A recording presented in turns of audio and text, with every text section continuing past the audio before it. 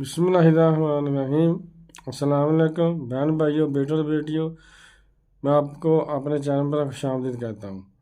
تو بہن بھائیوں، بیٹوں اور بیٹیوں، آج کی ویڈیو کا عنوان ہے کہ نبی صلی اللہ علیہ وسلم اور صحابہ کرام رضی اللہ تعالیٰ عنہما اور صالحین کے ساتھ محبت کرنے کا کیا فائدہ ہے اور کیا اہمیت ہے۔ تو آج کی ویڈیو بہت محنت سے بنائی گئی ہے آپ کے لیے۔ تو اگر آپ میرے چینل پر نئے ہیں تو ویڈیو شروع ہونے سے پہلے چینل کو سبسکرائب کر دیں اور بیل کو دبا کر آل پر کلک کر دیں تاکہ میری آنے والی اچھی سے اچھی ویڈیوز آپ کو ملتی رہیں۔ چلیں دیکھتے ہیں اس ویڈیو میں کہ ولیوں کے ساتھ صحابہ کرام اور نبی صلی اللہ علیہ وسلم کے ساتھ محبت کرنے کے کیا فائدے ہیں۔ نمبر 1، حضرت سیدنا انس رضی اللہ عنہ سے مروی ہے کہ ایک شخص نے نبی کریم صلی اللہ علیہ وسلم کی بارگاہ میں حاضر ہو کر عرض کی، یا رسول اللہ صلی اللہ علیہ وسلم، قیامت کب آئے گی؟ فرمایا، تو نے اس کے لیے کیا تیاری کی ہے؟ عرض کی، میرے پاس نماز و روزہ و صدقات کی کثرت تو نہیں، مگر میں اللہ عز و جل اور اس کے رسول صلی اللہ علیہ وسلم کو سب سے زیادہ محبوب رکھتا ہوں، یعنی اللہ سے محبت کرتا ہوں اور اس کے نبی صلی اللہ علیہ وسلم سے محبت رکھتا ہوں۔ آپ صلی اللہ علیہ وسلم نے اسے فرمایا، تو اس کے ساتھ ہے جس کو تو محبوب رکھتا ہے، یعنی جس چیز کے ساتھ تو محبت رکھتا ہے تو ان کے ساتھ ہے۔ حضرت سیدنا صفوان بن قدامہ رضی اللہ عنہ سے مروی ہے کہ نبی کریم رؤوف رحیم صلی اللہ علیہ وسلم نے فرمایا، المرء مع من احب، یعنی بندہ جس سے محبت رکھتا ہے اسی کے ساتھ ہوتا ہے۔ نمبر 3، امیر المومنین حضرت سیدنا مولا کائنات علی المرتضیٰ شیر خدا کرم اللہ تعالی وجہ الکریم سے مروی ہے کہ نبی کریم صلی اللہ علیہ وسلم نے فرمایا، جو حسن و حسین اور ان کے والد و والدہ رضوان اللہ تعالی علیہم اجمعین سے محبت کرے وہ قیامت کے دن میرے ساتھ ہوگا۔ نمبر 4، ایک شخص بارگاہ رسالت مآب میں حاضر ہو کر عرض کرتا، یا رسول اللہ صلی اللہ علیہ وسلم، آپ میرے نزدیک اہل و مال سے زیادہ پیارے ہیں اور میں آپ کو دل میں یاد رکھتا ہوں۔ جب تک میں اپنی آنکھوں سے آپ صلی اللہ علیہ وسلم کی زیارت نہیں کر لیتا مجھے صبر و قرار نہیں آتا، اور جب میں اپنی موت اور آپ کی جدائی کو یاد کرتا ہوں تو میں سوچتا ہوں کہ آپ جنت میں نبیوں کے ساتھ بلند و بالا مقام پر ہوں گے۔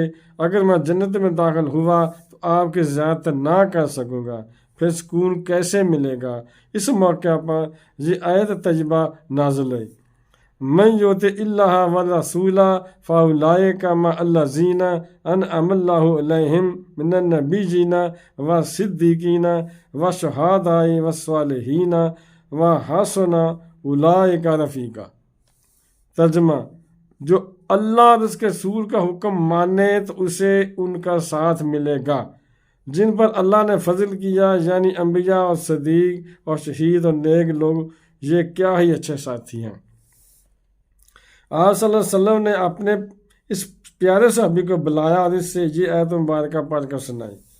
نمبر 5، دوسری روایت میں ہے کہ ایک شخص بارگاہ رسالت میں حاضر ہوا اور نظر بچا کر آپ صلی اللہ علیہ وسلم کو دیکھنے لگا اور کسی طرح متوجہ نہ ہوا تو آپ صلی اللہ علیہ وسلم نے فرمایا، کیا حال ہے؟ عرض کی، میرے ماں باپ آپ صلی اللہ علیہ وسلم پر قربان۔ آپ صلی اللہ علیہ وسلم کی طرف نظر کرنے سے مجھے دلی سکون حاصل ہوتا ہے۔ بروز قیامت جب اللہ عز و جل آپ کو بلند مرتبہ عطا فرمائے گا تو اس وقت میرا کیا حال ہوگا؟ میں تو آپ کی ذات سے محروم ہو جاؤں گا۔ اس پر مذکورہ آیت مبارکہ نازل ہوئی۔ نمبر 6، حضرت سیدنا انس رضی اللہ عنہ سے مروی ہے کہ رسول اللہ صلی اللہ علیہ وسلم نے مجھ سے فرمایا، اگر تم اس کی قدرت رکھو کہ تمہاری صبح و شام اس حال میں ہو کہ تمہارا دل ہر ایک کی قدرت سے پاک و صاف ہو تو ایسا کرو۔ اس کے بعد فرمایا، اے فرزند، یہ میری سنت ہے اور جس نے میری سنت کو زندہ رکھا اس نے مجھ سے محبت کی، اور جس نے مجھ سے محبت کی وہ میرے ساتھ جنت میں ہوگا۔ نمبر 7، حضرت سیدنا ابو ذر غفاری رضی اللہ عنہ نے عرض کی یا رسول اللہ صلی اللہ علیہ وسلم ایک آدمی کسی قوم سے محبت کرتا ہے لیکن ان جیسے کام نہیں کرتا۔ فرمایا اے ابو ذر تم اس کے ساتھ ہو جس سے محبت کرتے ہو۔ حضرت سیدنا ابو ذر غفاری رضی اللہ عنہ نے عرض کی کہ میں تو اللہ عز و جل اس کے رسول اللہ صلی اللہ علیہ وسلم محبت کرتا ہوں۔ فرمایا تم اس کے ساتھ ہو جس سے تم محبت کرتے ہو۔ تو بیٹے اور بیٹیوں، بہن بھائیوں، اگر آپ کو میری ویڈیو پسند آئی ہے تو اگر ابھی تک آپ نے میرے چینل کو سبسکرائب نہیں کیا تو لازمی کر لیں۔ تو ملتے ہیں انشاءاللہ اگلی ویڈیو میں۔ السلام علیکم، خدا حافظ۔